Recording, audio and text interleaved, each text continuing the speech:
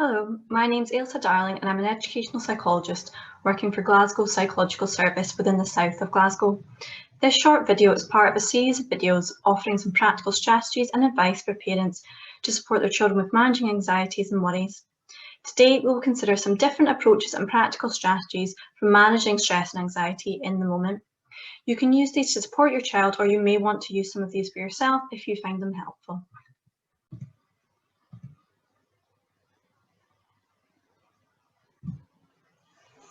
Anxiety can often make us feel very detached and dissociated. Often we can spend much of our time focused either on the past or the future, but we pay very little attention to what's happening in the here and now.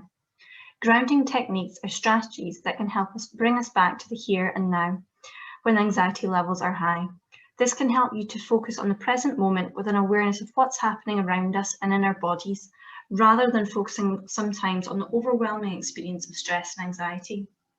This links to what we discussed in our first video about how our emotional part of our brain can take over. That's our downstairs brain when we're in fight, flight or freeze mode. These strategies are good to have up our sleeve to re-engage the thinking part of our brain, that's the upstairs brain, to help us think more rationally about a potential threat. It is important to have a go at these with your child when they are calm. If your child is anxious, then their thinking part of their brain most likely won't be in gear. This also gives you a chance to work out which strategies suit you and your child best.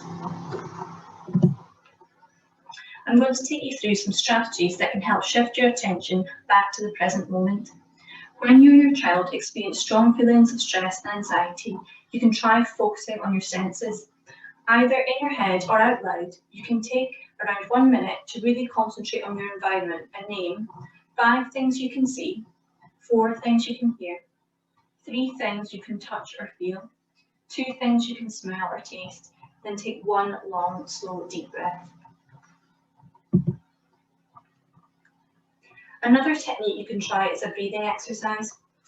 You can hold out one hand and then slowly trace the fingers of this hand with the index finger of your other hand, starting at your wrist, moving up your thumb.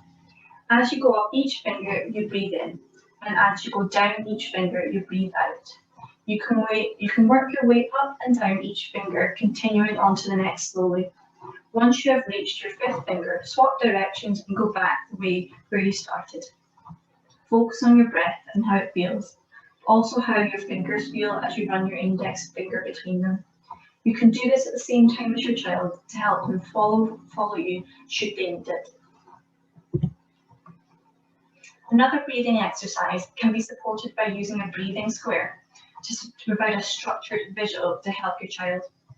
You begin by breathing in for 4, 2, 3, 4, and then holding your breath for 4, 2, 3, 4. Breathe out for 4 counts, 2, 3, 4, and then hold 2, 3, 4.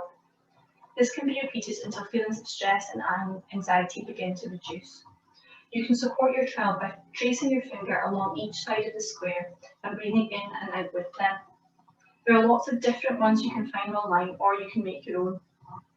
Find out which ones work for you and your child and write them into a script so you know what to do when they do become stressed. Challenge your mind is also another way that you can shift your attention. You can try doing this for your child. For example, you can ask them to think of 1 animal for every letter of the alphabet, or recite the alphabet backwards, or try counting backwards in 7s or a smaller number from 100. You can try do any game that you like that is developmentally appropriate. Your child should find it a little bit challenging and requires them to focus. For more information on practical strategies on managing anxiety in the short term, you may wish to look at our extended webinar version, which will be on our website on Glasgow Psychological Services.